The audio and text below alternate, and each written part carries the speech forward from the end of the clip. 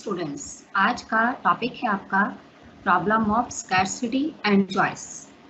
देखिए, आपकी जो इकोनॉमिक्स है, प्रिंसिपल्स ऑफ माइक्रो इकोनॉमिक्स, ठीक है, ये है व्यष्टि अर्थशास्त्र का सिद्धांत। तो इसमें आप स्टडी करेंगे सबसे पहला टॉपिक जो प्रिंसिपल्स ऑफ माइक्रो इकोनॉमिक्स का बेस है कि आखिर प्रॉब्लम ऑफ स्कैर्सिटी क्या होती है और चॉइस की यानी कि चयन की समस्या कौन सी समस्या है। देखिए, पहली बात तो माइक्रो इकोनॉमिक्स वो इकोनॉमिक्स होती है जो इंडिविजुअल यूनिट से बिलोंग करती है। तो micro economics deals with always individual units of the economy. Micro economics यानी कि व्यष्टि अर्थशास्त्र वह शास्त्र है जिसमें हम व्यक्तिगत इकाइयों का अध्ययन करते हैं, जैसे कि कोई एक सिंगल फर्म है, इंडिविजुअल बायर है, इंडिविजुअल सेलर है, या कोई इंडिविजुअल इंडस्ट्री है, सिंगल इंडस्ट्री है, अ फर्म एन इंडस्ट्री। तो जब आप किसी एक फर्म, एक उद्योग, एक व्यक्ति, एक क्रेता, एक विक्रेता या एक प्रोडक्ट की बात करते हैं तो वो माइक्रो इकोनॉमिक्स कहलाती है। माइक्रो इकोनॉमिक्स में हमेशा हम इंडिविजुअल की ही स्टडी करेंगे, यानी कि किसी एक पर्टिकुलर यूनिट की स्टडी की जाती है। तो माइक्रो इकोनॉमिक्स में आपका सबसे पहला जो टॉपिक है वो है आपका स्कैर्सिटी एंड चॉइस, यानी कि दुर्लभता और चयन की समस्या। देखिए, दुर्लभता का मतलब क्या है? आप ये तो जानते हैं कि संसार में जितनी भी वस्तुएं हैं वो सभी सीमित हैं, यानी कि लिमिटेड हैं, ठीक है। वो हमारी जितनी भी संसार में वस्तुएं और साधन सेवाएं उपलब्ध हैं वो सब क्या होती हैं? लिमिटेड। यानी कि हमारे देश में देखिए, चाहे पानी है, वैसे कहने को पृथ्वी के 70% हिस्से पर, 70% हिस्से पर पानी ही पानी है, लेकिन ड्रिंकिंग वाटर फिर भी इतना नहीं है। ड्रिंकिंग वाटर की सप्लाई बहुत ही कम है, जिसकी वजह से पानी की कीमत होती है।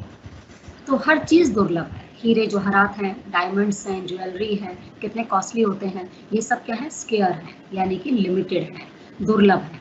लेकिन हमारी जो वांट्स होती है ना, हमारी इच्छाएं अनलिमिटेड होती हैं, असीमित होती हैं। Wants are always unlimited and resources are always limited. इच्छाएं अनंत होती हैं जिनका कभी कोई अंत नहीं होता। इंसान की इच्छाएं निरंतर चलती रहती हैं और जब तक उसकी मृत्यु नहीं हो जाती तब तक इंसान की इच्छाएं चलती ही चली जाती हैं। तो इस प्रकार इच्छाओं का कभी कोई अंत नहीं होता। वांट्स हमेशा अनलिमिटेड कही जाती है। लेकिन उन वांट्स को पूरा करने के लिए जो रिसोर्सेज होते हैं उन्हें हम हमेशा क्या कहते हैं? वो लिमिटेड होते हैं, यानी कि सीमित मात्रा में उपलब्ध होते हैं। क्योंकि इस पृथ्वी पर चाहे अमीर से अमीर व्यक्ति भी क्यों ना हो, तब भी हर व्यक्ति की इच्छाएं अनंत हैं और उसे पूरा करने वाले साधन क्या होते हैं? सीमित। तो जब साधन होते हैं कम और हमारी वांट्स होती हैं ज़्यादा, तभी स्कैर्सिटी की समस्या उत्पन्न होती है। स्कैर्सिटी का मतलब ही होता है कि when the supply of resources is less than the demand of the resources, यानी कि साधनों की मांग की तुलना में यदि साधनों की पूर्ति कम है तो उसे स्कैर्सिटी कहा जाता है, दुर्लभता कहा जाता है। तो देखिए, स्कैर्सिटी क्या है? It refers to a situation when resources available for the satisfaction of our wants less than है resources required for the satisfaction of our wants, यानी कि हमारी इच्छाओं की पूर्ति के लिए जितने साधन चाहिए उसकी तुलना में साधनों की उपलब्धता हमारी इच्छाओं को पूरा करने के लिए कम मात्रा में उपलब्ध है। इसी को दुर्लभता की समस्या कहा जाता है। स्कैर्सिटी एक रिलेटिव कंसेप्ट है। रिलेटिव का मतलब होता है इसको हम कंपेयर कर सकते हैं, इसे हम तुलनात्मक रूप में स्टडी कर सकते हैं। आज देखिए, संसार में जितनी भी वस्तुएं हैं वो इक्वल क्वांटिटी में स्केयर नहीं है, यानी कि कोई चीज़ ज़्यादा सीमित मात्रा में उपलब्ध है, कहीं कुछ उससे ज़्यादा उपलब्ध है। जैसे पानी, मैंने आपको बताया 70% हिस्से पर पृथ्वी के जल ही जल है, तो पृथ्वी यानी कि जल की सीमितता कम है, ठीक है, लेकिन डायमंड्स की सीमितता बहुत ज़्यादा है। तो स्कैर्सिटी एक रिलेटिव कंसेप्ट है, यानी कि हम कंपैरेटिवली स्टडी कर सकते हैं कि कौन सा साधन ज़्यादा सीमित है और कौन सा साधन कम सीमित है, मात्रा में उपलब्ध है। अब सीमितता का पता इस बात से चलता है कि जो वस्तु जितनी ज़्यादा कॉस्टली होगी इट मीन्स वो उतनी ही स्केयर है। उतनी ही दुर्लभ है, उतनी ही सीमित मात्रा में उपलब्ध है, क्योंकि वस्तु की कीमत उसकी स्कैर्सिटी पर आधारित होती है। जो वस्तु जितनी स्केयर होती है, जितनी दुर्लभ होती है, वो उतनी ही कॉस्टली मिलती है, और जो वस्तु जितनी कम मात्रा में, जितनी अधिक मात्रा में उपलब्ध होगी, वो थोड़ी सस्ती मिलेगी। जैसे पानी आज भी जो है वो 20 रुपए की बॉटल आती है, या 25 या 30 रुपीज़ में 20 लीटर पानी आ जाता है। ठीक है, तो इसका मतलब है कि पानी क्योंकि पृथ्वी के 70% हिस्से पर है, इसलिए जल की कीमत तो है, लेकिन डायमंड या ज्वेलरी की तरह इतनी ज़्यादा कॉस्टली नहीं है। आम व्यक्ति उसे अफोर्ड कर सकता है। तो जो वस्तु जितनी ज़्यादा दुर्लभ होगी, वो वस्तु उतनी ही महंगी प्राप्त होगी, और जो वस्तु कम दुर्लभ होगी, वो उतनी ही सस्ती प्राप्त होगी। जैसे वायु, एयर जो है, वो एयर से हम ऑक्सीजन लेते हैं, तो देखिए फ्री में ले रहे हैं, लेकिन यही ऑक्सीजन जब हॉस्पिटल्स में दी जाती है पेशेंट को, तो उसकी कीमत होती है। तो इस प्रकार कोई भी वस्तु जितनी ज़्यादा स्कैर्सिटी रखती है, या जितनी ज़्यादा लिमिटेड अवेलेबल है, उतनी ही वो महंगी प्राप्त होती है। और जो वस्तु इन्फिनिटिव है, यानी कि अनंत है, या बहुत अधिक मात्रा में उपलब्ध है, तो उसकी कीमत उतनी ही कम है। तभी कहा जाता है, देखिए बॉक्स में जो लिखा है कि स्कैर्सिटी कॉजेज प्राइस। स्कैर्सिटी क्या डिसाइड करता है? प्राइस को डिसाइड करता है। Greater the scarcity of a thing, किसी वस्तु की जितनी दुर्लभता ज़्यादा होती है, उतना ही उसका मार्केट प्राइस ज़्यादा होता है। और जीरो स्कैर्सिटी का मतलब होता है जीरो प्राइस। अगर कोई वस्तु बिल्कुल भी दुर्लभ नहीं है, तो उसकी कीमत भी ज़ीरो होगी। और जैसे सन, सूरज की रोशनी फ्री में मिलती है, एयर फ्री में हम लेते हैं, ठीक है, विच वी डू नॉट पे एनी प्राइस। तो इस प्रकार स्कैर्सिटी एक रिलेटिव कंसेप्ट है, जिसको हम कंपैरेटिवली स्टडी कर सकते हैं। अब देखिए, इंडिया में जो लेबर अनएम्प्लॉयड है, तो क्या रिसोर्सेज स्केयर हैं? तो ऐसा नहीं है। इंडिया में लेबर तो बहुत ज़्यादा है, लेकिन उसकी डिमांड कम है। कई बार स्कैर्सिटी, वैसे तो हम स्कैर्सिटी उसे कहते हैं जब साधन की सप्लाई हो कम और डिमांड हो ज़्यादा। तो इंडिया में लेबर तो एबंडेंट है, जिसकी वजह से लेबर को कम वेजेस प्राप्त होती है, क्योंकि लेबर की संख्या इतनी ज़्यादा है, उन्हें काम देने वालों की संख्या कम है, जिसकी वजह से बेरोज़गारी रहती है, और साथ ही साथ लेबर को अपने काम की सही प्राइस नहीं मिलता है, यानी कि कम कीमत उसे प्राप्त होती है। तो सिंपल सी बात है, जितनी ज़्यादा स्कैर्सिटी होगी, उतना लेबर को, अगर लेबर की सप्लाई लिमिटेड होती, तो लेबर को वेजेस ज़्यादा मिलती, लेकिन अगर लेबर की सप्लाई ज़्यादा है, तो लेबर को वेजेस क्या मिलेंगी? कम मिलेंगी। तो स्कैर्सिटी एक प्रॉब्लम भी है। देखिए, स्कैर्सिटी, दुर्लभता एक समस्या क्यों है? समस्या इसलिए है क्योंकि आप जानते हैं कि साधन सीमित हैं, इच्छाएं असीमित हैं। हमारी इच्छाओं को पूरा करने वाले रिसोर्सेज हमेशा सीमित मात्रा में होते हैं, जिसकी वजह से इसे एक समस्या कहा जाता है कि दुर्लभता एक समस्या को जन्म देती है, और वो समस्या होती है चयन की समस्या, प्रॉब्लम ऑफ चॉइस।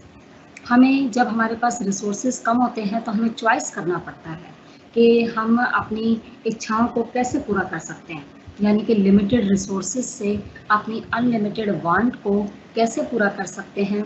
तो ऐसे में हमें ये डिसाइड करना पड़ता है, ये चूज़ करना पड़ता है कि हम अपनी किस वांट को पहले पूरा करें और किस वांट को बाद में पूरा करें। इसलिए कहा जाता है कि स्कैर्सिटी एक प्रॉब्लम है। ठीक है, स्कैर्सिटी को क्या कहा जाता है? ये एक समस्या है, और इससे कौन सी समस्या उत्पन्न होती है? प्रॉब्लम ऑफ चॉइस की, यानी कि चयन की समस्या। अब इसी तरीके से, क्योंकि रिसोर्सेज लिमिटेड होते हैं, फंड्स अनलिमिटेड होती हैं, और रिसोर्सेज का हम ऑल्टरनेटिव यूज़ कर सकते हैं। ऑल्टरनेटिव यूज़ का मतलब होता है साधनों का वैकल्पिक प्रयोग। अब साधनों का वैकल्पिक प्रयोग कैसे किया जाता है? जैसे कि आपके पास मिल्क है, तो मिल्क से ही देखिए आप दही जमा सकते हैं, मिल्क से ही दही बनती है, मिल्क से ही आप मिठाई बना सकते हैं, मिल्क से आप स्वीट्स वगैरह, या फिर मिल्क से आप क्या बना सकते हैं? पनीर बना सकते हैं, चीज़। तो इस तरीके से एक मिल्क से आप कितने ही कामों में उसका इस्तेमाल कर सकते हैं। अब बिजली का इस्तेमाल, इलेक्ट्रिसिटी का लोग यूज़ कितने कामों में करते हैं? इलेक्ट्रिसिटी के ही द्वारा टीवी चलता है, फ्रिज चलता है, मोटर चलती है, ठीक है, एसी चलता है, कूलर चलता है, पंखा, लाइट, सब कुछ। तो बिजली तो एक ही है, इलेक्ट्रिसिटी इज़ वन, लेकिन हम उसका डिफरेंट पर्पज़ को फुलफिल करने के लिए यूज़ करते हैं, जैसे कहते हैं अल्टरनेटिव यूजेस। तो जब भी साधन सीमित होते हैं, तो हम साधनों का अल्टरनेटिव यूज़ करके अपने वांट को सेटिस्फाई करते हैं। जैसे ज़मीन एक है, लेकिन उस ज़मीन का इस्तेमाल फैक्ट्री के लिए भी किया जाता है, ज़मीन का इस्तेमाल बिल्डिंग्स बनाने के लिए किया जाता है, रेजिडेंशियल पर्पस के लिए किया जाता है, एग्रीकल्चर फार्मिंग के लिए किया जाता है। तो ज़मीन का इस्तेमाल हम कितने ही कामों में कर सकते हैं। या उसी ज़मीन पर आप चाहो तो वीट ग्रो कर लो, या बाजरा ग्रो कर लो, या राइस ग्रो कर लो, या उस पर रेजिडेंशियल बिल्डिंग्स बना लो, या फैक्ट्री बना लो। तो एक ज़मीन पर हम उसका अल्टरनेटिवली इस्तेमाल करके अपनी वांट को सेटिस्फाई कर सकते हैं। इसलिए कहा जाता है स्केर्सिटी एक प्रॉब्लम है। और ये कौन सी प्रॉब्लम को जन्म देती है? ये प्रॉब्लम को क्रिएट करती है प्रॉब्लम ऑफ चॉइस को। तो problem of scarcity causes the problem of choice, यानी कि दुर्लभता की वजह से ही चयन की समस्या, चयन की समस्या उत्पन्न होती है। प्रॉब्लम ऑफ चॉइस इसलिए अराइज होती है क्योंकि स्कैर्सिटी है। अगर हमारी इच्छाएं अनंत हैं तो उसके अकॉर्डिंगली हमारे पास रिसोर्सेज भी अगर अनलिमिटेड होते तो हमें कोई प्रॉब्लम ही ना होती। लेकिन प्रॉब्लम तभी अराइज होती है जब वांट होती है ज़्यादा और रिसोर्सेज होते हैं उसके कंपैरेटिवली कम। जैसे आपके पास अगर 100 रुपये हैं तो आप 100 रुपीज़ से आपको ये, और आपको चीज़ें खरीदनी है काफ़ी सारी, आपको जैसे घी भी लेना है और आपको आटा लेना है, तो आप लिमिटेड क्वांटिटी में ले सकते हैं। आप उससे, यानी कि आपको चॉइस करना पड़ेगा कि आप कितनी क्वांटिटी में लें ताकि आपकी ज़्यादा से ज़्यादा वांट सेटिस्फाई हो सकें, या किसी चीज़ को आपको लेंगे तो दूसरी चीज़ को आपको छोड़ना भी पड़ेगा। तो स्केर्सिटी की वजह से हमारी चॉइस की प्रॉब्लम अराइज होती है, जिसमें हमें चूज़ करना पड़ता है कि हम अपनी किस वांट को पहले पूरा करें और किस वांट को लेटर ऑन या बाद में पूरा करें। प्रॉब्लम ऑफ चॉइस को ही कहा जाता है problem of allocation of resources, साधनों के आवंटन की समस्या, और जो कि उत्पन्न होती है, ठीक है, किसकी वजह से? स्कैर्सिटी की वजह से। और ये स्कैर्सिटी और चॉइस ये दोनों इनसेपरेबल है। इनसेपरेबल का मतलब होता है इन दोनों को आप कभी सेपरेट नहीं कर सकते, अलग नहीं कर सकते। ये दोनों समस्याएं एक दूसरे से इंटरलिंक्ड है, जुड़ी हुई है। क्योंकि अगर दुर्लभता होगी तो चयन की समस्या भी डेफिनेटली उत्पन्न होगी। अगर दुर्लभता नहीं है तो चयन की समस्या भी उत्पन्न नहीं होगी। They always go together. Whenever there is a scarcity, there will be a problem of choice. If there is no scarcity, अगर कोई दुर्लभता नहीं है तो there is no problem of choice arise. तो चयन की समस्या भी उत्पन्न नहीं होगी। इस प्रकार दुर्लभता क्या है? दुर्लभता एक समस्या है और दुर्लभता की समस्या की वजह से ही चयन की समस्या उत्पन्न होती है। अब उसके बाद देखिए सबसे इम्पॉर्टेंट कंसेप्ट जो आपने 12th में भी अगर पढ़ा होगा इकोनॉमिक्स में, कि 3 एस्पेक्ट्स ऑफ प्रॉब्लम कौन सी होती हैं? एलोकेशन ऑफ रिसोर्सेज से जो रिलेटेड प्रॉब्लम्स हैं, या जिसे अर्थव्यवस्था की केंद्रीय समस्याएं कहा जाता है, central problems of the economy, या प्रॉब्लम ऑफ चॉइस, या problem of allocation of resources, इसे हम चयन की समस्या या साधनों के आवंटन की समस्या, या central problems of an economy, अर्थव्यवस्था की केंद्रीय समस्याएं, कुछ भी कह सकते हैं। ये तीनों समस्याओं का मूल कारण, मेन रीजन क्या है? स्कैर्सिटी। स्कैर्सिटी की वजह से ही ये तीनों समस्याएं उत्पन्न होती हैं। तो सबसे पहली प्रॉब्लम होती है व्हाट टू प्रोड्यूस। देखिए 3 प्रॉब्लम है ये, प्रॉब्लम ऑफ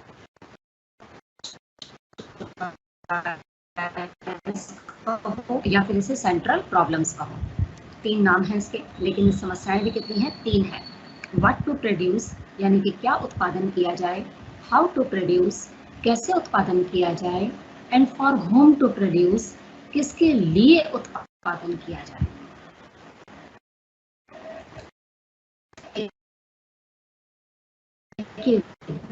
टू प्रोड्यूस उत्पादन करें, कई स्टूडेंट्स, हाँ जी, तो हाँ, what to produce, how to produce, for whom to produce, 3 हमारी क्या है? ये सेंट्रल प्रॉब्लम्स है।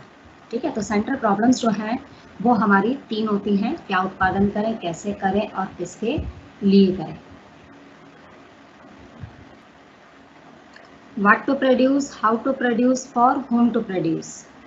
तो आप ये 3 समस्याएं देख रहे हैं। कौन कौन सी केंद्रीय समस्याएं हैं? हाँ देखिए, what to produce, how to produce, for whom to produce, 3 हमारी सेंटर प्रॉब्लम्स होती हैं। ठीक है, तो प्रॉब्लम हमारी जो स्कैरसिटी वाली है वो ये है, क्या उत्पादन करें, कैसे करें और किसके लिए करें। तो सबसे पहली जो केंद्रीय समस्या है कि व्हाट टू प्रोड्यूस, कि हम क्या उत्पादन करें, इसके अंतर्गत हमें ये देखना होता है कि हम किस प्रकार जो है वस्तुओं का उत्पादन करें। तो इसमें हम ये देखते हैं कि कौन सी वस्तु का, इसमें हम what to produce, how to produce, for whom to produce में हम ये देखते हैं कि कौन सी उत्पादन करें, कितनी मात्रा में करें। क्योंकि व्हाट टू प्रोड्यूस का मतलब ही होता है कि देखिए हमारे पास रिसोर्सेज हैं लिमिटेड और हमारी वांट्स होती हैं अनलिमिटेड। तो हम उसमें ये देखते हैं कि हम किस समस्या का, यानी कि हम किस वस्तु का उत्पादन करें। तो देखिए, वस्तु का उत्पादन हम 2 प्रकार की कर सकते हैं। एक होती है हमारी वस्तु कौन सी होती है, एक होती है कंज्यूमर गुड यानी कि उपभोक्ता वस्तु, एक होती है कैपिटल गुड यानी कि पूंजीगत वस्तु। तो हम 2 प्रकार की वस्तुओं को उत्पादन जो है कर सकते हैं। तो लेकिन रिसोर्सेज लिमिटेड है, तो एट अ टाइम हम किसी एक वस्तु का अगर प्रोडक्शन ज़्यादा करेंगे तो हमें दूसरे के प्रोडक्शन को कम करना ही पड़ेगा। तो you may utilise your given resources in the production of like shoes या शर्ट्स। तो यू आर टू डिसाइड कि आप किस चीज़ का प्रोडक्शन ज़्यादा करना चाहते हैं, शूज़ का कि शर्ट्स का। और अगर आप डिसाइड करते हैं कि दोनों ही चीज़ों का प्रोडक्शन करना है साइमल्टेनियसली, तो उस केस में आपको क्या करना होगा, आप किसी एक चीज़ के प्रोडक्शन को बढ़ाएंगे और दूसरी चीज़ के प्रोडक्शन को आप क्या करेंगे, कम करेंगे, क्योंकि रिसोर्सेज क्या होते हैं, लिमिटेड होते हैं। तो रिसोर्सेज लिमिटेड हैं और हमारी वांट्स अनलिमिटेड हैं, जिसलिए हमें डिसाइड करना पड़ता है कि व्हाट टू प्रोड्यूस, यानी कि क्या उत्पादन किया जाए। दूसरी प्रॉब्लम होती है how to produce. How to produce का मतलब होता है कैसे प्रोडक्शन किया जाए, प्रोडक्शन किस तरीके से किया जाए। तो प्रोडक्शन करने की 2 टेक्निक्स होती हैं, एक लेबर इंटेंसिव और एक होती है कैपिटल इंटेंसिव। तो लेबर इंटेंसिव टेक्नोलॉजी होती है श्रम प्रधान तकनीक और कैपिटल इंटेंसिव टेक्नोलॉजी होती है पूंजी प्रधान तकनीक। तो किस वस्तु का उत्पादन आप करें वो तो व्हाट टू प्रोड्यूस होगी, और अब उस प्रोडक्शन को कैसे किया जाए वो हाउ टू प्रोड्यूस बताता है। आप जानते हैं कि हर देश में साधन सीमित हैं, रिसोर्सेज आर लिमिटेड। जैसे कि आप देखा होगा कि हमारी कंट्री में रिसोर्सेज क्या है, लिमिटेड है। या तो हमारी कंट्री में लेबर ज़्यादा है तो पैसे की कमी है, और अमेरिका जैसी कंट्री में या जितनी डेवलप्ड कंट्रीज़ होती हैं उनके पास पैसा बहुत है लेकिन लेबर की डेफिशिएंसी है। तो इसलिए हर कंट्री को हाउ टू प्रोड्यूस प्रॉब्लम का सोल्यूशन अपने पास अवेलेबल टेक्नोलॉजी के हिसाब से करना चाहिए। अगर उस देश में टेक्निक ज़्यादा उपलब्ध है, लेबर इंटेंसिव टेक्निक, अगर लेबर ज़्यादा है तो हमें लेबर इंटेंसिव टेक्निक का यूज़ करना चाहिए, और अगर कैपिटल ज़्यादा है तो कैपिटल इंटेंसिव टेक्निक का प्रयोग करना चाहिए। जैसे इंडिया के लिए labour intensive technology most suitable है और यूएसए के लिए कैपिटल इंटेंसिव टेक्नोलॉजी बहुत ज़्यादा सुटेबल होती है। तो हाउ टू प्रोड्यूस की प्रॉब्लम भी स्कैरसिटी की वजह से ही उत्पन्न होती है, क्योंकि साधन सीमित है, कहीं लेबर ज़्यादा है तो कहीं पैसा ज़्यादा है। तीसरी प्रॉब्लम होती है for whom to produce. Whom to produce ये बताती है कि प्रोडक्शन किसके लिए करें। देखिए, प्रोडक्शन किसके लिए किया जाए ये डिपेंड करता है कि प्रोडक्शन आप किस व्यक्ति के लिए करेंगे। तो प्रोड्यूसर को ये भी डिसाइड करना पड़ता है कि वो किन लोगों के लिए उत्पादन करें। जनरली आप जानते हैं कि कोई भी प्रोड्यूसर का मेन मोटिव क्या होता है, प्रॉफिट कमाना। वो प्रॉफिट कमाने के लिए ही प्रोडक्शन करता है, इसलिए वो उन लोगों के लिए प्रोडक्शन करेगा जो उसके प्रोडक्शन की सही कीमत देने के लिए क्या रहेंगे, तैयार। तो producer always produce for those consumers who have purchasing power, जिनके पास चीज़ों को खरीदने की क्षमता होती है, चीज़ों को की कीमत पे करने की एबिलिटी होती है। अधिकतर प्रोड्यूसर उन्हीं लोगों के लिए उत्पादन करते हैं, क्योंकि उनका मेन मोटिव होता है प्रॉफिट ज़्यादा से ज़्यादा कमाना या मैक्सिमाइजेशन करना अपने प्रॉफिट्स का, जिसकी वजह से प्रोड्यूसर को डिसाइड करना पड़ता है फॉर होम टू प्रोड्यूस, वो किसके लिए उत्पादन करें। और इस प्रॉब्लम का सॉल्यूशन वो इस हिसाब से देखता है कि इकोनॉमी में डिस्ट्रीब्यूशन ऑफ इनकम कैसा है, यानी कि आय का वितरण कैसा किया जा रहा है। यदि आय का वितरण समान है तो वो सभी लोगों के लिए उत्पादन करेगा, क्योंकि पैसा सभी के पास आएगा। और यदि इनकम डिस्ट्रीब्यूशन अनइक्वल है तो सोसाइटी 2 पार्ट्स में डिवाइड हो जाएगी, कुछ अमीर और कुछ गरीबों में, जिसकी वजह से वो सोसाइटी जब डिवाइड हो जाएगी तो अमीरों के लिए तो प्रोडक्शन करेगा लेकिन गरीबों के लिए नहीं करेगा, तो कुल मिलाकर प्रोडक्शन लेवल क्या हो जाएगा, कम हो जाएगा। इसीलिए होम टू प्रोड्यूस में क्या होता है, प्रोडक्शन उन लोगों के लिए किया जाता है जो कि उत्पादन की कीमत सही चुकाने में संभव होते हैं, जिनकी एबिलिटी होती है, जो चीज़ों की कीमत पे कर सकते हैं। प्रोड्यूसर जनरली उन्हीं के लिए ही प्रोडक्शन करता है। तो इस प्रकार आपने 3 प्रॉब्लम्स पढ़ी, what to produce, how to produce और होम टू प्रोड्यूस। अधिकतर स्टूडेंट एग्जाम में क्या करते हैं, वाई टू प्रोड्यूस भी एक प्रॉब्लम लिख देते हैं, ठीक है, वाई टू प्रोड्यूस, और एक प्रॉब्लम लिख देते हैं वेयर टू प्रोड्यूस। तो ये देखिए WH फैमिली के आपने नहीं लिखने होते, प्रॉब्लम 3 ही हैं, व्हाट टू प्रोड्यूस, ठीक है, और हाउ टू प्रोड्यूस, और तीसरी प्रॉब्लम कौन सी है, फॉर होम टू प्रोड्यूस। तो प्रॉब्लम्स हमेशा 3 ही रहती हैं। इसमें आप ये नहीं कहिएगा कि आप वेयर टू प्रोड्यूस लिख दें या वाई टू प्रोड्यूस प्रॉब्लम भी अपनी तरफ से डाल दें। अगर आप इस तरीके से लिखेंगे तो वो रॉन्ग माना जाएगा। इसीलिए आपको 3 ही सेंट्रल प्रॉब्लम्स बतानी है, what to produce, how to produce and for whom to produce. उसके बाद देखिए इसमें आता है micro and macro aspects of problem choice. अब देखिए माइक्रो और मैक्रो आप जानते हैं, 2 मेन हमारी क्या होती हैं, इकोनॉमिक्स की ब्रांचेज हैं। माइक्रो में हम किसी एक चीज़ की स्टडी करते हैं, तो मैक्रो में हम फुल इकोनॉमी की स्टडी करते हैं। माइक्रो किसी एक चीज़ को बताता है, मैक्रो पूरे देश की अर्थव्यवस्था के बारे में अध्ययन कराता है। तो प्रॉब्लम ऑफ चॉइस जो है, ये दोनों ही एस्पेक्ट से आप स्टडी कर सकते हैं, माइक्रो लेवल से भी और मैक्रो के लेवल से भी। तो माइक्रो के लेवल से अगर देखा जाए तो हम इसमें किसी इंडिविजुअल की बात करेंगे कि इंडिविजुअल प्रोड्यूसर को डिसाइड करना पड़ता है कि वो कैसे उत्पादन करे और क्या उत्पादन करे और किसके लिए करे। अगर आप माइक्रो की बात कर रहे हैं और उसका मेन मोटिव क्या होता है, इंडिविजुअल प्रोड्यूसर का प्रॉफिट कमाना। उसके बाद मैक्रो लेवल की अगर हम बात करें तो मैक्रो लेवल पर भी प्रॉब्लम्स हो सकते हैं, लेकिन वो पूरे देश के पॉइंट ऑफ व्यू से होंगे। उसमें पूरी होल इकोनॉमी को डिसाइड करना पड़ेगा कि वो किन चीज़ों का प्रोडक्शन करे, प्रोडक्शन कैसे करे, कौन सी टेक्नोलॉजी का इस्तेमाल करे और प्रोडक्शन किन के लिए करे। पूरी इकोनॉमी के पॉइंट ऑफ व्यू से जब आप किसी चीज़ के बारे में डिसीजन लेते हैं कि what to produce, how to produce और होम टू प्रोड्यूस, तो उसे मैक्रो लेवल कहा जाता है। और जब किसी आप इंडिविजुअल के लेवल पर देखते हैं तो उसे माइक्रो लेवल कहते हैं। तो यदि किसी एक व्यक्ति के एस्पेक्ट को देखते हुए ये तीनों समस्याओं के बारे में अध्ययन किया जाता है कि क्या उत्पादन करें, कैसे करें, किसके लिए करें, तो माइक्रो लेवल होगा जिसमें मेन मोटिव होता है प्रॉफिट मैक्सिमाइजेशन।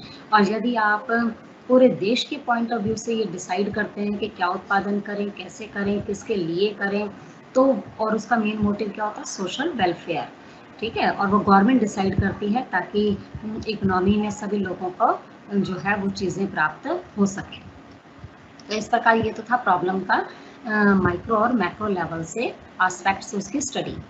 उसके बाद देखिए नेक्स्ट कंसेप्ट आपका आता है अपॉर्चुनिटी कॉस्ट। ठीक है, अपॉर्चुनिटी कॉस्ट किसे कहते हैं, इसे अवसर लागत कहते हैं। देखिए अपॉर्चुनिटी कॉस्ट का मतलब होता है अवसर लागत। ये वो कॉस्ट होती है जिसमें किसी एक अवसर को पाने के लिए हमें दूसरे अवसर का त्याग करना पड़ता है। यानी कि if you want to gain one thing you have to sacrifice other thing. यदि आप किसी एक चीज़ को पाना चाहते हैं तो दूसरे का आपको त्याग करना पड़ेगा। तो it is the cost of choosing one opportunity in terms of the loss of next best opportunity. यानी कि अगले श्रेष्ठ वैकल्पिक का त्याग करना पड़ता है किसी एक साधन को प्राप्त करने के लिए। जब अगले श्रेष्ठ वैकल्पिक साधनों का त्याग किया जाता है तो उसी को अवसर लागत कहते हैं। इसे आप एक एग्जाम्पल की सहायता से बहुत अच्छे से समझ सकते हैं। जैसे मान लीजिए आपके पास एक पीस ऑफ लैंड एरिया है, एक ज़मीन का टुकड़ा है। उस ज़मीन के टुकड़े पर आपके पास 4 अपॉर्चुनिटीज़ हैं, 4 अवसर हैं। आप चाहो तो उस ज़मीन के टुकड़े पर 10 टन चावल उत्पादन कर सकते हो जिसकी कीमत 10,000 रुपये होगी। आपके पास दूसरा अवसर है, या उस पर आप 12 टन वीट प्रोड्यूस कर सकते हैं, गेहूं का उत्पादन कर सकते हैं जिसकी कीमत 12,000 रुपये होगी, यानी कि जिससे आपको 12,000 रुपये प्राप्त होगा। अपॉर्चुनिटी 3 थर्ड अवसर आपके पास है कि या 25 टन आप गन्ने का उत्पादन कर सकते हैं जिससे कि आपको 15,000 रुपये प्राप्त होगा। या अपॉर्चुनिटी 4 आपके पास है कि आप 5 टन पीनट्स मूंगफली का उत्पादन कर सकते हैं, 5 टन है सिर्फ, लेकिन प्राइस कितना मिलेगा उससे आपको 20,000 रुपीज़। तो देखा जाए तो सबसे ज़्यादा कीमत आपको किससे प्राप्त हो रही है? पीनट से। तो यदि आप अपॉर्चुनिटी 4 को गेन करते हैं यानी कि प्राप्त करते हैं, 20,000 की प्राइस लेना चाहते हैं, और तो आप पीनट्स का उत्पादन करेंगे, और पीनट्स का उत्पादन करेंगे तो बाकी अपॉर्चुनिटी 1 आपको छोड़नी पड़ेगी, अपॉर्चुनिटी 2 आपको छोड़नी होगी, अपॉर्चुनिटी 3 आपको छोड़नी होगी। तो बाकी के नेक्स्ट बेस्ट अल्टरनेटिव आपको फॉरगॉन करने होंगे, यानी कि छोड़ने होंगे। अपॉर्चुनिटी 4 को आप लेते हैं तो आपको अपॉर्चुनिटी 1,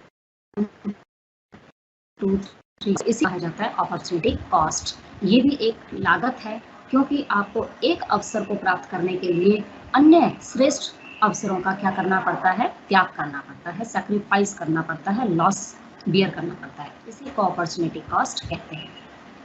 तो अपॉर्चुनिटी कॉस्ट की पर्टिकुलर डेफिनेशन क्या है? Opportunity cost is the cost of choosing best opportunity in terms of the loss of value if the given resources were utilized in the next best और second best opportunity। यानी कि किसी साधन को उसके अगले श्रेष्ठ वैकल्पिक प्रयोग से प्राप्त होने वाली जो लागत होती है, उस लागत को हम अवसर लागत कहते हैं। तो अभी तक तो आपने पढ़ा स्कैरसिटी किसे कहते हैं, दुर्लभता क्या है, दुर्लभता किस प्रकार चयन की समस्या को उत्पन्न करती है। स्कैरसिटी से ही एक रिलेटिव कंसेप्ट है जिससे कीमत निर्धारित होती है, और scarcity he problem of choice का मेन कारण है, और स्कैरसिटी और प्रॉब्लम ऑफ चॉइस हमेशा एक साथ चलती हैं, और दोनों प्रॉब्लम इनसेपरेबल हैं, कभी भी अलग नहीं की जा सकती हैं।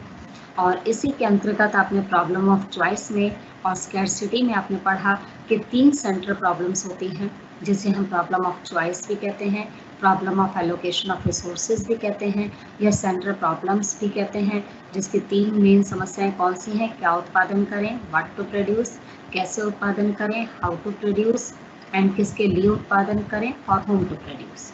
उसके बाद आपने कंसेप्ट अभी किया है अपॉर्चुनिटी कॉस्ट। अपॉर्चुनिटी कॉस्ट किसे कहते हैं? अब नेक्स्ट इसमें टॉपिक आपका मोस्ट इम्पॉर्टेंट टॉपिक आ रहा है प्रोडक्शन पॉसिबिलिटी कर्व, जिसमें आपकी अपॉर्चुनिटी कॉस्ट का बहुत इंपॉर्टेंट रोल है, जिसकी वजह से आपको सबसे पहले अवसर लागत के कंसेप्ट को समझाया गया है। अब आप समझिए प्रोडक्शन पॉसिबिलिटी कर्व किसे कहते हैं।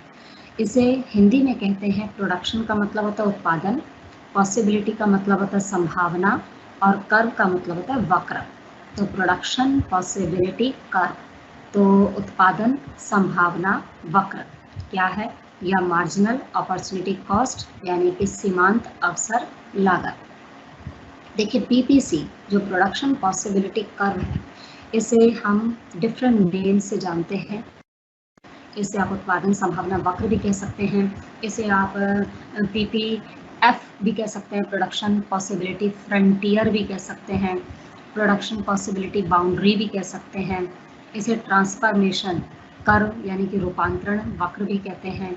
ये एक ऐसा कर्व होता है, नाम से ही क्लियर है, प्रोडक्शन यानी कि प्रोडक्शन की पॉसिबिलिटीज़ को बता रहा है कि कोई भी प्रोड्यूसर उत्पादन की अगर 2 वस्तुओं को लेके चलता है, तो ये 2 वस्तुओं की उत्पादन की विभिन्न संभावनाओं को दर्शाने वाला वक्र होता है।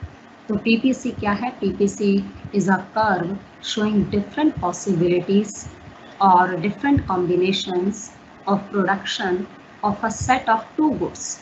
इसमें हमेशा 2 वस्तुओं के उत्पादन को ही लिया जाता है, जिसका उत्पादन हम कर सकते हैं with the given resources and given technology, यानी कि दी गई साधनों की सहायता से और दी गई तकनीक की सहायता से। तो प्रोडक्शन पॉसिबिलिटी कर्व एक वो कर्व है, एक ऐसा वक्र है जो उत्पादन की विभिन्न संभावनाओं को दर्शाता है। उत्पादन की विभिन्न संभावनाएं जो कि 2 वस्तुओं के उत्पादन की संभावनाएं होती हैं, जिनका निर्माण या उत्पादन हम दिए गए साधनों और दी गई तकनीक के सहायता से कर सकते हैं। अच्छा, उसके बाद देखिए क्या है, रिसोर्सेज हैव अल्टरनेटिव यूजेस, और ये तो आप जानते हैं कि साधनों का वैकल्पिक प्रयोग किया जा सकता है। अब प्रोडक्शन पॉसिबिलिटी की डेफिनेशन है, ये तो पर्टिकुलर डेफिनेशन है लिप्से के अकॉर्डिंगली, कि प्रोडक्शन पॉसिबिलिटी कर्व वो कर्व है जो शो करता है possible combinations of two goods, जो दो वस्तुओं के उत्पादन की विभिन्न संभावनाओं को दर्शाता है, जिसे दिए गए साधन और दी गई कीमत तकनीक के आधार पर उत्पादन किया जाता है।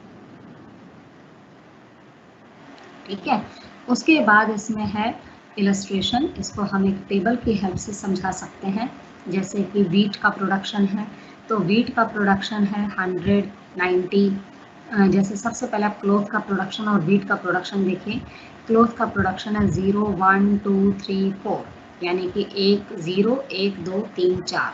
ठीक है, अगर हमने क्लोथ का प्रोडक्शन क्या लिया 0, 1, 2, 3, 4, तो वीट का प्रोडक्शन जो है वो हम कैसे लेंगे 100, सबसे पहले क्या लिया हमने 100 लिया। उसके बाद फिर जैसे जैसे हम क्लोथ का प्रोडक्शन बढ़ाते जाएंगे वैसे वैसे हम वीट कम करते रहेंगे। तो देखिए वीट का प्रोडक्शन 100 से पहले घटकर 90 हो गया, फिर 90 से घटकर क्या हो गया 70, यानी कि पहले 10 यूनिट का फॉल हुआ, फिर 90 से 70 हुआ, 90 से 70 का मतलब 20 यूनिट्स का फॉल हुआ, फिर 70 से 40 हुआ, यानी कि 30 यूनिट्स का फॉल हुआ, और फिर 40 से 0 हो गया, यानी कि 40 यूनिट्स का क्या हो गया फॉल हो गया। तो इस प्रकार आप जैसे जैसे किसी एक वस्तु का उत्पादन बढ़ाते जाएंगे वैसे वैसे क्या होगा दूसरी वस्तु का उत्पादन कम होता रहेगा। तो उत्पादन संभावना जो वक्र है वो वक्र क्या शो करता है, वो वक्र ये शो करता है कि अगर हम किसी एक वस्तु का उत्पादन बढ़ाते हैं तो हमें दूसरी वस्तु का उत्पादन क्या करना पड़ता है, कम करना पड़ता है। ठीक है, तो एक वस्तु का उत्पादन हमने जैसे 0, 1, 2, 3, 4, यदि हमने एक में 0 रिसोर्सेज लगाए तो दूसरे का उत्पादन सबसे ज़्यादा किया। जैसे जैसे हम क्लोथ का प्रोडक्शन बढ़ाते जाएंगे वैसे वैसे वेट का प्रोडक्शन कम करते रहेंगे। इसके पीछे भी क्या कारण है, स्कैरसिटी, दुर्लभता, क्योंकि साधन क्या है, सीमित है। ठीक है, जब साधन सीमित होते हैं तो ऐसे केस में प्रोडक्शन क्या हो जाता है, एक का बढ़ाने पर दूसरे का कम होता चला जाता है। ओके, तो ये हमने वीट और क्लोथ का एग्जाम्पल यहाँ पर बताया है। ये डिफरेंट कॉम्बिनेशंस क्या है, मान लीजिए 0, 1, 2, 3, 4 का हम नाम दे सकते हैं ऊपर ABCDE। अब इन्हीं कॉम्बिनेशन की हेल्प से डायग्राम बन जाएगा। कैसे बना, नीचे एक्स एक्सिस पर वो लेते हैं जिसमें 0, 1, 2, 3, 4 आता है, तो 0, 1, 2, 3, 4 एक्स एक्सिस पे लेंगे। वाई एक्सिस पर हम क्या लेंगे, ठीक है, वाई एक्सिस पर हम लेंगे वीट, और पहले 0 पर 100 है वीट का प्रोडक्शन, 1 पर 90 हो गया, 2 पर 70, 3 पर 40 और 4 पर 0। तो इस तरीके से हम इन सबको ज्वाइन कर देंगे। तो इसी कॉम्बिनेशंस को जब हमने ज्वाइन कर दिया तो हमें कर्व प्राप्त हुआ जिसको हम कहते हैं प्रोडक्शन पॉसिबिलिटी कर्व। ठीक है, तो ये प्रोडक्शन पॉसिबिलिटी कर्व होता है, उत्पादन संभावना वक्र। ठीक है, उत्पादन संभावना वक्र कहें इसे या इसे ट्रांसफॉर्मेशन कर्व कहें, एक ही बात है। तो production possibility curve different production की पॉसिबिलिटीज को दर्शाता है और इसे ट्रांसफॉर्मेशन कर्व भी कहते हैं। और ये देखिए ABCDE सारे पॉइंट एक ही वक्र पर हैं जो कि ये शो करते हैं कि आपके साधन सही इस्तेमाल हो रहे हैं, आपने पूरे तरीके से साधनों का इस्तेमाल कर लिया है, फुली यूटिलाइजेशन कर लिया रिसोर्सेज का, जिसकी वजह से आप ना तो उससे आगे जाना चाहेंगे और ना ही उससे पीछे आना चाहेंगे। उसके बाद इसमें आता है प्रोडक्शन पॉसिबिलिटी कर्व के ये ABCDE पॉइंट जितने भी हैं ये सारे एक ही यानी कि कर्व के ऊपर हैं, सारे ही अटेनेबल हैं, यानी कि जो प्रोडक्शन पॉसिबिलिटी की बाउंड्री के ऊपर होते हैं वो सारे कर्व क्या होते हैं, अटेनेबल होते हैं। अंदर भी अगर कोई पॉइंट है तो वो भी अटेनेबल में आता है, लेकिन अगर कोई बाहर इस कर्व के कोई पॉइंट आएगा तो उसे हम अनअटेनेबल कहते हैं, प्राप्त नहीं करने वाला कहते हैं, क्योंकि जब बाहर कोई पॉइंट आ जाएगा तो वो प्राप्त करने योग्य नहीं होता है। तो इस प्रकार आपने देखा कि इस डायग्राम के अंदर ये फिगर 2 आप देखिए, इस फिगर 2 में ABCD जो 4 पॉइंट हैं, इन 4 पॉइंट को हम देख रहे हैं कि ये एक ही कर्व के ऊपर है। तो एक ही कर्व के ऊपर अगर पॉइंट है तो ये सारे क्या होते हैं, फुल यूटिलाइजेशन को शो करते हैं, साधनों के पूर्ण इस्तेमाल को या प्राप्य साधनों के प्राप्य संयोगों को दर्शाते हैं। अगर अंदर कोई पॉइंट लेते हैं, जैसे ई पॉइंट अंदर लिया गया है, तो ये प्राप्य है यानी कि अटेनेबल कॉम्बिनेशन है। लेकिन आप देख रहे हैं पी और क्यू, ये जो पी पॉइंट है और क्यू पॉइंट है ये इस डायग्राम के बाहर है। तो डायग्राम के बाहर अगर कोई पॉइंट लिया जाता है तो वो अनअटेनेबल कहलाता है, यानी कि आप उसे प्राप्त नहीं कर सकते हैं क्योंकि वो जा रहा है, बाहर जा रहा है। उसके बाद यूटिलाइजेशन ऑफ रिसोर्सेज, इनमें भले आप थोड़ा कम लिखें लेकिन डायग्राम आपका एक्यूरेट होना चाहिए। डायग्राम की बहुत ही इम्पोर्टेंस होती है इनमें, तो डायग्राम बहुत अच्छे से उसको बनाकर प्रैक्टिस कीजिए। तो देखिए इसमें क्या है, एफिशिएंट साधनों का कुशलतम प्रयोग और अकुशलतम प्रयोग कैसे होता है। तो साधनों का यदि आपने एफिशिएंट इस्तेमाल करना है तो अगर आपने देखिए एक पीपीसी कर्व लिया है, अब पीपीसी कर्व के ऊपर तो जितने भी पॉइंट्स आते हैं वो सारे तो रिसोर्सेज के एफिशिएंट यूटिलाइजेशन को दर्शाते हैं। जैसे इफ़ यू हैव 100 रुपीज़, आपके पास यदि 100 रुपये हैं और आपने वो 100 रुपये पूरे इस्तेमाल कर लिए, तो ऐसे में क्या होगा, आपके पास पूरे 100 रुपये आपने यूज़ कर लिए हैं, तो वो जो 100 रुपये हैं वो आपके एफिशिएंटली यूज़ हो गए, इट मीन्स आपने रिसोर्सेज का पूरा इस्तेमाल कर लिया। लेकिन अगर आपने 100 रुपीज़ में से 70 यूज़ किए हैं तो अभी आपने अकुशल प्रयोग करा है, यानी कि उसका कम इस्तेमाल करा है, इनएफिशिएंट यूटिलाइजेशन। अगर पीपीसी कर्व के अंदर कोई पॉइंट लाई करता है तो वो इनएफिशिएंट यूटिलाइजेशन ऑफ रिसोर्सेज को बताता है, और यदि आप पीपीसी के बाहर कोई पॉइंट लेते हैं तो वो ओवर यूटिलाइजेशन को दर्शाएगा।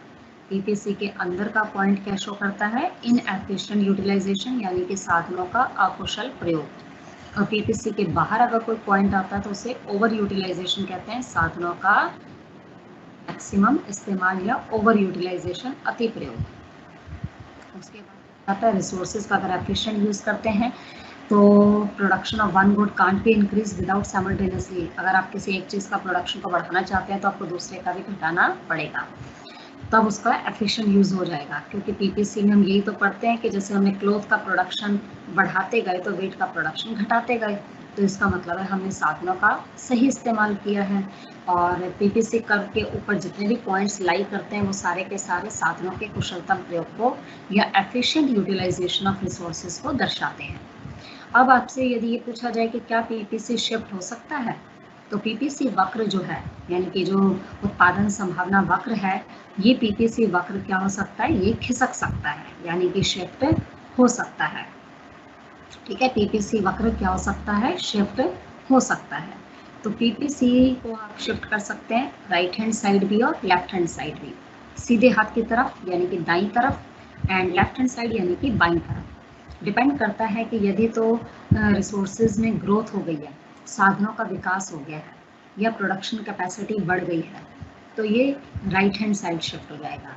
और यदि इन साधनों का अल्प प्रयोग किया गया है यानी कि आपने अंडर यूटिलाइजेशन ऑफ रिसोर्सेज किया है या कैपेसिटी से कम का इस्तेमाल किया है, तो ये डायग्राम अंदर की ओर खिसक जाएगा। तो यहाँ पर आप डायग्राम देख रहे हैं फिगर नंबर 4 में, ये बाहर की ओर जा रहा है। तो बाहर की ओर जाने का मतलब होता है ग्रोथ ऑफ रिसोर्सेज, इसका मतलब है साधनों का क्या हो गया, विकास हो गया। तो जब साधनों का विकास हो जाता है तो ये डायग्राम पहले ए बी था, ए बी से ये सी डी में शिफ्ट हो गया है, पैरेलल शिफ्ट हुआ है, तो साधनों का विकास होगा, इम्प्रूवमेंट इन टेक्नोलॉजी या ग्रोथ ऑफ रिसोर्सेज अगर होगा तो ये डायग्राम आगे की ओर शिफ्ट हो जाएगा। और यदि साधनों का अल्प प्रयोग होगा, कम इस्तेमाल होगा, तो ये डायग्राम पीछे की ओर शिफ्ट हो जाएगा। इम्प्रूवमेंट इन टेक्नोलॉजी यानी कि तकनीकी अगर विकास होता है तो ये डायग्राम क्या होगा, देखिए जैसे ये पी स्टार था पहले डायग्राम, पूरा शिफ्ट हो गया P1 से P1 स्टार तक में पैरेलल शिफ्ट हो गया। टेक्नोलॉजिकल प्रोग्रेस अगर हो गई है तो उस केस में ये पूरा शिफ्ट हो जाएगा, क्योंकि अगर तकनीकी प्रगति होती है तो आप दोनों ही चीज़ों का उत्पादन ज़्यादा कर सकते हैं, क्लॉथ का भी और वीट का भी। लेकिन अगर किसी एक चीज़ के उत्पादन की तकनीक में सुधार हो और दूसरे उत्पादन की तकनीक में सुधार ना हो, तो जिसकी तकनीक में सुधार हुआ है प्रोडक्शन सिर्फ उसी का बढ़ेगा, दूसरे का नहीं। जैसे मान लीजिए कि क्लॉथ की टेक्नोलॉजी कांस्टेंट है, यानी कि क्लॉथ की टेक्नोलॉजी में कोई चेंज नहीं आया, और वीट को प्रोड्यूस करने की टेक्नोलॉजी इम्प्रूव हो गई यानी कि वो विकसित हो गई, तो आप देखिए व्हीट का प्रोडक्शन क्या होगा, बढ़ जाएगा। तो अगर तो क्लोथ का प्रोडक्शन आपने टेक्निक कांस्टेंट ले रहे हो तो सिर्फ व्हीट का प्रोडक्शन बढ़ेगा, तो उस केस में ये डायग्राम पैरेलल शिफ्ट नहीं होता, समानांतर नहीं खिसकता, सिर्फ आपका डायग्राम कैसे होगा, नॉन पैरेलल शिफ्ट हो जाएगा, यानी कि इसे हम रोटेशन बोलते हैं, रोटेट हो जाएगा, ठीक है, राइट हैंड साइड या लेफ्ट हैंड साइड, डिपेंड करता है तकनीकी प्रगति हुई है। तो जिस वस्तु के उत्पादन की तकनीक में सुधार हुआ है उसी का ही उत्पादन बढ़ेगा, दूसरे का नहीं। और यदि क्लोथ का प्रोडक्शन की तकनीक सुधर जाती, व्हीट की कांस्टेंट रहती, तो व्हीट का प्रोडक्शन कांस्टेंट रहता, क्लोथ का प्रोडक्शन बढ़ जाता। ऐसे में भी डायग्राम रोटेट होता। पैरेलल तो तभी शिफ्ट होगा जब दोनों ही चीज़ों के उत्पादन की तकनीक में क्या हो जाता है, विकास। तो अगर दोनों ही चीज़ों के उत्पादन के लिए आप अच्छी टेक्नोलॉजी यूज़ कर रहे हैं, इम्प्रूव्ड टेक्नोलॉजी यूज़ कर रहे हैं, तो दोनों ही चीज़ों का प्रोडक्शन क्या होगा, बढ़ेगा। इस केस में डायग्राम पैरेलल शिफ्ट हो जाएगा और ये वक्र आगे की ओर या दाईं तरफ या राइट हैंड साइड शिफ्ट हो जाएगा। इसके बाद नेक्स्ट आपका इसमें है मार्जिनल अपॉर्चुनिटी कॉस्ट का कंसेप्ट। मार्जिनल अपॉर्चुनिटी कॉस्ट को कहते हैं सीमांत अवसर लागत। सीमांत अवसर लागत जो होती है ये वो कॉस्ट होती है जो सबसे मेन रिस्पॉन्सिबल है ये, क्योंकि पीपीसी कर्व का जो शेप होता है वो हमेशा कॉनकेव होता है, यानी कि कॉनकेव को हिंदी में कहते हैं नतोदर। नतोदर यानी कि दो तरीके की शेप होती है डायग्राम की, या तो वो कॉन्वेक्स हो सकता है या कॉनकेव हो सकता है, या तीसरा प्रकार स्ट्रेट लाइन हो सकता है। यानी कि पीपीसी जनरली कैसा बनता है, नतोदर आकार का, यानी कि कॉनकेव, CONCAVE कॉनकेव, जिसके पीछे कारण होता है कि मार्जिनल अपॉर्चुनिटी कॉस्ट का बढ़ना, इंक्रीजिंग मार्जिनल अपॉर्चुनिटी कॉस्ट की वजह से ये डायग्राम हमेशा कॉनकेव टू द ओरिजिन बनता है, यानी कि बढ़ती हुई अवसर लागत के नियम के कारण ये वक्र सदैव कैसा बनेगा, ऊपर से नीचे की ओर गिरता हुआ नतोदर आकार का। और एमओसी क्या होती है, एमओसी होती है loss of Y upon gain of X, एक वस्तु का त्याग अपॉन में दूसरी वस्तु का गेन या प्राप्ति। तो हम हमेशा त्याग ऊपर लेते हैं, प्राप्ति नीचे। जैसे 100 से 90 हमारा उत्पादन हुआ था वेट का, त्याग कितने का किया, 10 का, प्राप्ति करी 0 से 1 1 की, तो 10/1, तो रेशो बन गया 10:1। उसके बाद दूसरी बार में 90 से 70 हुआ था प्रोडक्शन वेट का और वो 1 से 2 हुआ था, यानी कि 90 to 70 का मतलब 20 का फॉल हुआ, 20 ऊपर अपॉन में 1, तो 20:1 बन गया।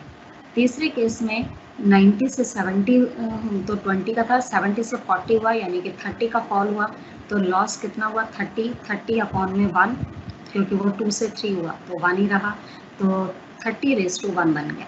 तो इस तरीके से आप देख रहे हैं पहले क्या है, 100 से 90 पहले 10 था, उसके बाद 20 का रेशो आया 10:1, फिर 20:1, फिर 30:1, फिर 40:1, तो 10, 20, 30, 40 ये क्या है, बढ़ते क्रम में जा रहा है। तो जब बढ़ते क्रम में रेशो होता है तो उसे हम कहते हैं बढ़ती हुई सीमांत अवसर लागत, और इस नियम के कारण ही ये जो डायग्राम है पीपीसी ये हमेशा कॉनकेव टू द ओरिजिन बनता है। तो पीपीसी हमेशा कॉनकेव, ये बॉक्स वाला देखिए, 2 basic properties of PPC. PPC हमेशा कॉनकेव टू द ओरिजिन बनता है। पीपीसी हमेशा कैसा बनेगा, कॉनकेव, यानी कि कॉनकेव टू द ओरिजिन, ऊपर से नीचे की ओर गिरता हुआ नतोदर आकार का। इसके पीछे कारण क्या है, मार्जिनल अपॉर्चुनिटी कॉस्ट का बढ़ना एज रिसोर्सेज आर शिफ्टेड। जब हम किसी एक वस्तु के उत्पादन से दूसरी वस्तु के उत्पादन के रिसोर्सेज को शिफ्ट करते हैं तो पीपीसी का जो डायग्राम है वो एमओसी हमेशा बढ़ते क्रम में चली जाती है, जिसके कारण ये कॉनकेव शेप का बनता है। दूसरी बात है पीपीसी हमेशा डाउनवर्ड स्लोपिंग बनता है, ऊपर से नीचे की ओर गिरता हुआ बनता है, क्योंकि गिवन रिसोर्सेज और टेक्नोलॉजी के बेसिस पर जितना ज़्यादा आप किसी एक चीज़ का प्रोडक्शन को बढ़ाएंगे दूसरे का प्रोडक्शन आपको कम करना ही होगा। इसलिए पीपीसी के दोनों प्रॉपर्टीज़ बहुत इंपॉर्टेंट है और एग्ज़ाम में कई बार पूछा जाता है कि जो पीपीसी है वो हमेशा कैसा बनता है, किस शेप का बनता है, तो आप उसमें बताएंगे कि पीपीसी जनरली कैसा बनता है, कॉनकेव टू द ओरिजिन। और उसके पीछे आप इसका रीज़न भी बताएंगे कि प्रोडक्शन पॉसिबिलिटी जो कर्व है वो आपका कैसा बनता है, हमेशा डाउनवर्ड स्लोपिंग बनेगा। कॉनकेव किस लिए बनता है? कॉनकेव के पीछे रीज़न ये होता है कि भाई इसमें मार्जिनल अपॉर्चुनिटी कॉस्ट हमेशा इंक्रीजिंग होती है, इस वजह से ये कॉनकेव बनता है। उसके बाद देखिए, और इसका फॉर्मूला क्या है एमओसी का? Delta Y upon delta X. तो delta Y upon delta X का मतलब है लॉस ऑफ वाई अपॉन में गेन ऑफ एक्स। नेक्स्ट इसमें टॉपिक है, ये तो था आपका पीपीसी का। पीपीसी क्या होता है, पीपीसी की प्रॉपर्टीज क्या हैं, पीपीसी में शिफ्ट हो सकता है कि नहीं, पीपीसी की टेबल, पीपीसी का डायग्राम बहुत ही मस्ट है, और पीपीसी में एफिशिएंट और इनएफिशिएंट को आप कैसे शो कर सकते हैं, ये बहुत ही इंपॉर्टेंट टॉपिक है उत्पादन संभावना वक्र का। इस पर अच्छे से एक नोट्स अपना तैयार कर लीजिएगा। नेक्स्ट इसमें आता है choices involve circular flow of income and expenditure. अब देखिए, circular flow of income and expenditure में क्या क्या चॉइसेस होती हैं। प्रॉब्लम ऑफ चॉइस तो आप जानते हैं हमारी इकोनॉमिक प्रॉब्लम है। हर प्रोड्यूसर को ये डिसाइड करना पड़ता है कि वो किस चीज़ का उत्पादन करे, कैसे उत्पादन करे, किसके लिए उत्पादन करे, ताकि उसको ज़्यादा से ज़्यादा क्या प्राप्त हो सके, लाभ प्राप्त हो सके। चीज़ें वो एक प्रोड्यूसर को डिसाइड करनी पड़ती हैं कि व्हाट टू प्रोड्यूस, वो किन चीज़ों का उत्पादन करे, यानी कि किन कैपिटल गुड्स को बनाए या फिर कंज्यूमर गुड्स का प्रोडक्शन ज़्यादा करे। और अगर कैपिटल गुड्स का ज़्यादा करेगा तो कंज्यूमर का कम, और कंज्यूमर गुड्स का ज़्यादा प्रोडक्शन करेगा तो कैपिटल का कम करेगा। इसी तरीके से हाउ टू प्रोड्यूस में उसे ये डिसाइड करना पड़ता है कि वो प्रोडक्शन कैसे करे, किस टेक्नोलॉजी का इस्तेमाल करे, ताकि उसे कम से कम कॉस्ट पर ज़्यादा से ज़्यादा आउटपुट प्राप्त हो जाए। तो उसे कहते हैं हाउ टू प्रोड्यूस। और फॉर होम टू प्रोड्यूस में उसे देखना होता है कि वो किसके लिए प्रोडक्शन करे। Choice is the basic economic problem. Problem of choice एक बेसिक प्रॉब्लम है, और हर इंडिविजुअल, चाहे वो प्रोड्यूसर हो या हाउस होल्ड हो, उसको ये प्रॉब्लम फेस करनी पड़ती है। तो एक हाउस होल्ड को ये प्रॉब्लम जो है वो किस वजह से फेस करनी पड़ती है, क्योंकि रिसोर्सेज स्केयर हैं, और एलोकेशन ऑफ रिसोर्सेज अपनी इनकम के हिसाब से उसे देखना पड़ता है कि वो किन वस्तुओं सेवाओं पर पैसा अपना खर्च करे, अपनी इनकम को किस तरीके से खर्च करे। ताकि कंज्यूमर के अगर पॉइंट ऑफ व्यू से लें तो कंज्यूमर को देखना पड़ता है कि पैसा किन किन चीज़ों पर खर्च करे जिससे कि उसे ज़्यादा से ज़्यादा सेटिस्फेक्शन मिल सके। प्रोड्यूसर के पॉइंट ऑफ व्यू से सोचें तो प्रोड्यूसर को ये देखना पड़ता है कि किन साधनों पर वो पैसा लगाए ताकि कम से कम कॉस्ट में उसे ज़्यादा से ज़्यादा प्रोडक्शन प्राप्त हो सके। तो जब प्रोड्यूसर के पॉइंट ऑफ व्यू से हम देखते हैं तो प्रोड्यूसर फैक्टर्स ऑफ प्रोडक्शन को लगाता है, और उनको फिर फैक्टर्स ऑफ प्रोडक्शन को लगा के गुड्स प्रोड्यूस करता है, फिर फैक्टर्स को पेमेंट देता है, बदले में उसको क्या प्राप्त होती हैं, गुड्स एंड सर्विसेज। इसी को हम सर्कुलर फ्लो कहते हैं। हमेशा ऐसा ही होता है, देश में चीज़ें उत्पादित होती हैं, उत्पादन जिन साधनों की सहायता से किया जाता है उनको पैसा दिया जाता है, और उनका पैसा जो उन्हें मिलता है वो चीज़ों को खरीदने के लिए खर्च कर देते हैं। फिर से उत्पादन होता है, फिर से लेबर वगैरह को जो साधन लगाए जाते हैं, लैंड, लेबर, कैपिटल, एंटरप्रेन्योर, उन चारों को पैसा दे दिया जाता है, वो पैसा चीज़ों पर खर्च कर देते हैं, फिर से प्रोडक्शन होता है। ये एक सर्कुलर फॉर्म में चलता चला जाता है, जिसे सर्कुलर फ्लो ऑफ इनकम कहते हैं। क्वेश्चंस कैसे आ सकते हैं, इस चैप्टर से रिलेटेड जो आपके क्वेश्चंस हैं, ये चैप्टर में आपने जो पढ़ा, पहला आपने पढ़ा जैसे स्कैरसिटी और चॉइस गो टुगेदर, कि भाई दुर्लभता और चयन की समस्या एक साथ चलती हैं, बताइए कैसे।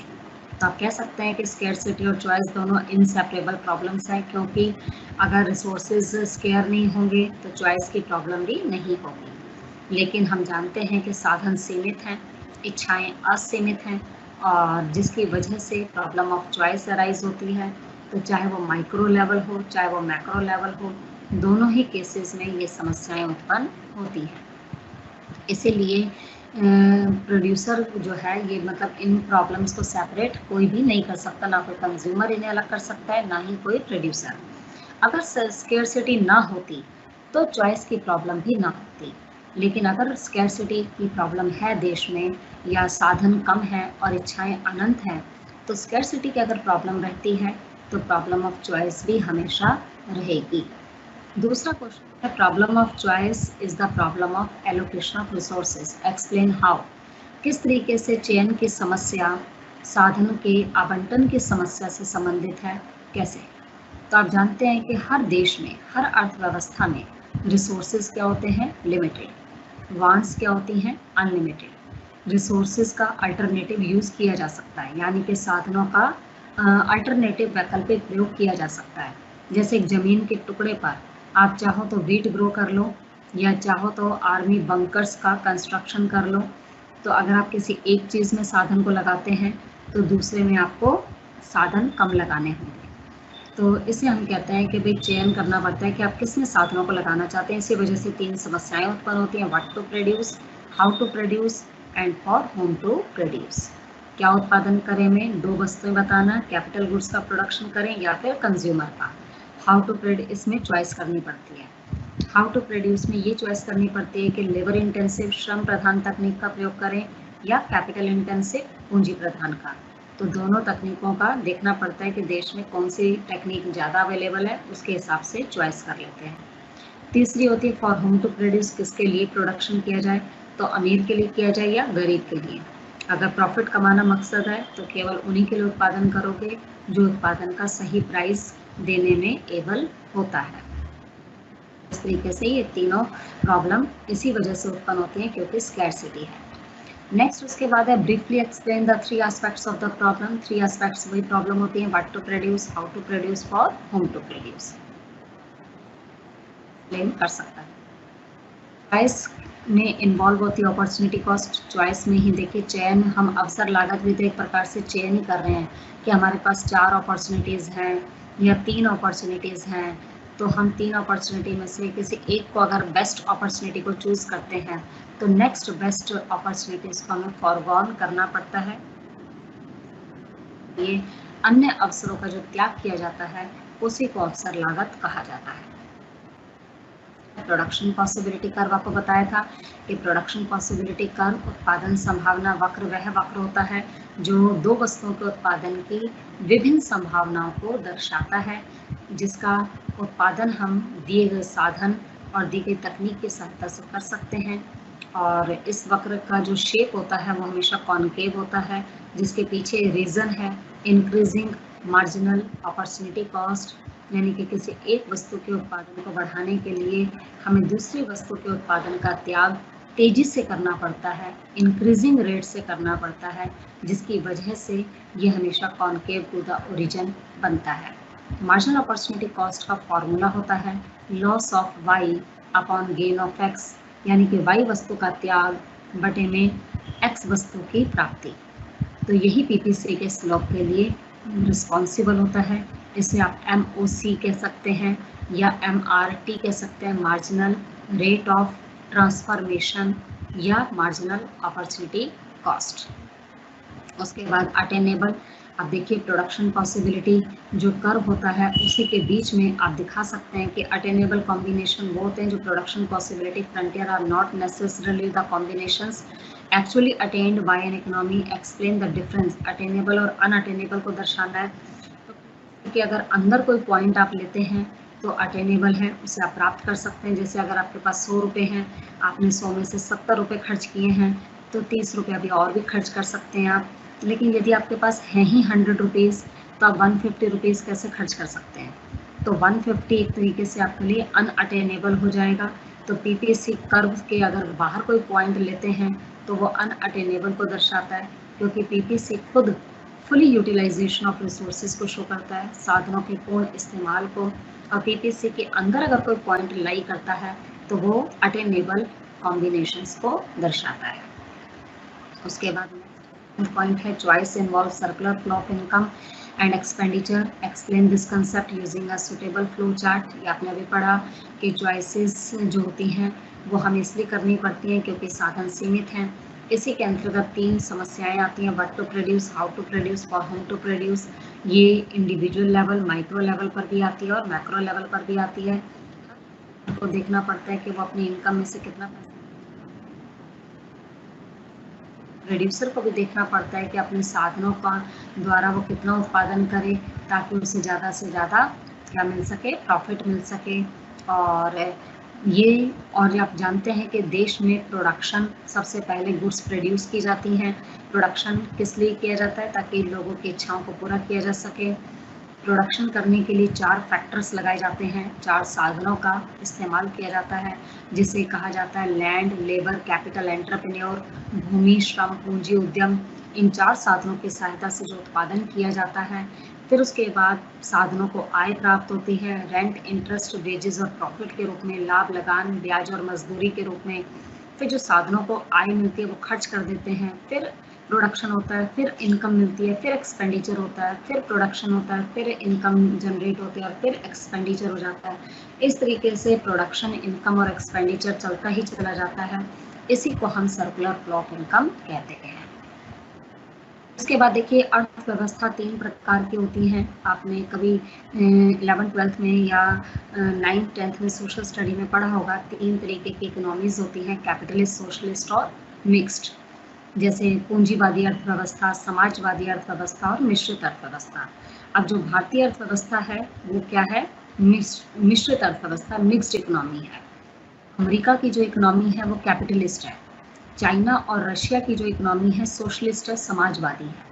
तो कैपिटलिस्ट इकोनॉमी उसे कहते हैं जिसमें सभी साधनों पर, जो 4 साधन हमारे मेन होते हैं, लैंड, लेबर, कैपिटल, एंटरप्रेन्योर, यदि 4 साधनों पर प्राइवेट एंटरप्रेन्योर्स का होल्ड होता है तो उसे कैपिटलिस्ट कहते हैं। अगर 4 साधनों पर गवर्नमेंट का पूरा अधिकार है तो उसे सोशलिस्ट कहते हैं। यदि इन 4 साधनों पर यानी कि लैंड, लेबर, कैपिटल, एंटरप्रेन्योर पर अगर प्राइवेट और पब्लिक दोनों का ही कंट्रोल होता है तो उसे मिक्स्ड इकोनॉमी कहते हैं। तो इकोनॉमी 3 प्रकार की होती है, कैपिटलिस्ट, सोशलिस्ट और मिक्स्ड। पूंजीवादी अर्थव्यवस्था वो होती है जिसमें आप प्राइवेट प्रॉपर्टी रख सकते हैं, उसमें गवर्नमेंट का कोई रोल नहीं होता, डिमांड सप्लाई मिलकर प्राइस को तय करते हैं, प्राइस मैकेनिज्म के द्वारा ही सारी केंद्रीय समस्याओं का समाधान किया जाता है, जिसे कीमत तंत्र कहते हैं। और फ्रीडम ऑफ एंटरप्राइज, कोई भी बिजनेस आप चूज कर सकते हैं, कंपटीशन बहुत ज़्यादा होता है, प्रॉफिट कमाना मुख्य लक्ष्य होता है, कंज्यूमर को आज़ादी होती है, वो जो मर्जी वस्तु की डिमांड कर सकता है, लेबर को एक वस्तु के रूप में माना जाता है, और मेन होता है सेल्फ इंटरेस्ट, यानी कि पूंजीवादी देशों में हर व्यक्ति लाभ कमाने के मकसद से ही काम करता है, उसका अपना स्वार्थ होता है हर चीज़ के पीछे। समाजवादी अर्थव्यवस्था वो होती है जिसमें कि हर चीज़ सरकार के अंडर होती है, ठीक है, सारी चीज़ें किसके अंडर होंगी? गवर्नमेंट के पास होंगी, जिसका मकसद सोशल वेलफेयर होगा, और साथ ही साथ गवर्नमेंट का रोल सबसे ज़्यादा होता है, किसी को आज़ादी पूरे तरीके से नहीं होती, और कोई प्राइवेट प्रॉपर्टी नहीं रख सकता, और कोई प्राइवेटली अपना बिजनेस स्टार्ट नहीं कर सकता, सब चीज़ें गवर्नमेंट की जाती है। वहाँ सारा सेंट्रल अथॉरिटी गवर्नमेंट के पास होती है, वही सोशल इंटरेस्ट को ध्यान में रखते हुए, ठीक है, प्रोडक्शन करती है, क्या प्रोडक्शन करें, कैसे करें, किसके लिए करें का डिसीजन लेती है, उसमें सेल्फ इंटरेस्ट बिल्कुल भी नहीं होता। और तीसरे टाइप की इकोनॉमी होती है मिक्स्ड, जैसे हमारे देश की इकोनॉमी है ही सही। यहाँ आप देखते हैं कि यहाँ प्राइवेट सेक्टर है, पब्लिक सेक्टर भी काम साथ में कर रहा है, प्राइवेट स्कूल्स होते हैं तो गवर्नमेंट स्कूल्स भी होते हैं, प्राइवेट यूनिवर्सिटीज़ हैं तो गवर्नमेंट यूनिवर्सिटीज़ भी हैं। यहाँ पर इकोनॉमिक इक्वालिटी को प्रेफरेंस दी जाती है, आर्थिक समानता को। यहाँ पर दोनों ही तरीके से केंद्रीय समस्याओं का समाधान होता है। जो प्राइवेट सेक्टर है उसमें प्राइस मैकेनिज्म करता है, कीमत तंत्र, और जो गवर्नमेंट सेक्टर है उसमें सेंट्रल अथॉरिटी करती है। इसमें लाभ कमाना भी उद्देश्य चलता है, साथ साथ जन कल्याण का उद्देश्य भी चलता है। इस तरीके से आजकल हमारी जो इकोनॉमी है वो मेनली क्या है? मिक्स्ड इकोनॉमी है। उसके बाद देखिए इसमें क्वेश्चंस हैं आपके, लास्ट इसमें टॉपिक से रिलेटेड क्वेश्चन आ जाते हैं जो आपने चैप्टर पूरा किया है, इससे रिलेटेड आपका एग्जाम में क्वेश्चन ये आ सकता है कि टीपीसी कर्व को ड्रॉ कीजिए, ये हमेशा कॉन्केव क्यों होता है, और इससे रिलेटेड आंसर में अपने कंसेप्ट ऑफ अपॉर्चुनिटी कॉस्ट को भी समझाइए। या दूसरा क्वेश्चन है पीपीसी कर्व बनाइए, अगर फुली और एफिशिएंट यूज़ हो रहा है तो पीपीसी कर्व को ड्रॉ कीजिए, अटेनेबल और अनअटेनेबल की सिचुएशन में ड्रॉ कीजिए, और ग्रोथ ऑफ रिसोर्सेज के केस में ड्रॉ कीजिए। नेक्स्ट तीसरा क्वेश्चन है पीपीसी आपको कर्व में बताना है एमओसी कैसे निकलेगी। तो जैसे इसमें मैंने आपको बताया फॉर्मूला होता है loss of Y upon gain of X, जैसे ही शुरू में डैश आएगा एमओसी निकालना है। तो अब आप देख रहे हैं लॉस हम कर रहे हैं 90 से 80, 0 1 2 3 तो इंक्रीज हो रहा है, लॉस हो रहा है 90 से 80 यानी कि 10 का त्याग करा, फिर 80 से 68 12 का सेक्रीफाइस किया, फिर 68 से 52 16 का सेक्रीफाइस किया, फिर 52 से 34 ये आ गया आपका 18 का सेक्रीफाइस किया और फिर कितने का सेक्रीफाइस किया, 24 का। तो इस तरीके से आप एमओसी निकाल सकते हैं। प्रॉब्लम ऑफ चॉइस भी आप जानते हैं, problem of what to produce को एक्सप्लेन कर सकते हैं पीपीसी की सहायता से। और अगर आप 2 सब्जेक्ट चूज करते हैं, यू चूज साइंस सब्जेक्ट, तो आपके पास ऑप्शन होता है कि या तो आर्ट्स सब्जेक्ट या कॉमर्स सब्जेक्ट। तो अगर आप चूज करते हैं ए, तो you would have expected a career 4 lakh का एनुअल सैलरी मिलेगी। अगर आप दूसरा चूज करते हैं तो आपको 5 लाख की सैलरी मिलती है, और 5 लाख की सैलरी अगर आप लेते हैं तो आपको 4 लाख की सैलरी का सेक्रीफाइस करना पड़ेगा। ये अपॉर्चुनिटी कॉस्ट है। तो इस तरीके से ये आपका चैप्टर आज हो गया कंप्लीट। आपने scarcity and problem of choice पूरा जो किया, बहुत इंपॉर्टेंट टॉपिक है और बहुत इंटरेस्टिंग